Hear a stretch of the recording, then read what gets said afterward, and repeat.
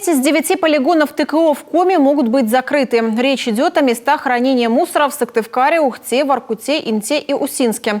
Все полигоны расположены на приаэродромной территории. После вступления поправок в Воздушный кодекс России в так называемой 6-й подзоне, как раз-таки на приаэродромной территории, запрещается размещать объекты, в том числе полигоны ТКО. Чтобы избежать мусорного коллапса, необходимо строить новые мусоросортировочные комплексы, сделать республику экологически безопасной. Такая задача стоит перед Министерством природных ресурсов Коми.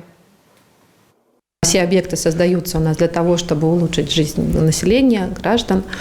И, конечно же, мнение по размещению таких объектов, по их строительству, проектная документация, она будет вся обсуждаться, и это предусмотрено законодательством. И, конечно же, мы будем проводить ряд совещаний, на которых будем презентовать такие объекты и рассказывать о функционале таких объектов, для чего они создаются, каким образом они будут работать, каким образом будут оказывать влияние в целом, на обстановку в регионе, для чего они нужны и какие задачи они решают.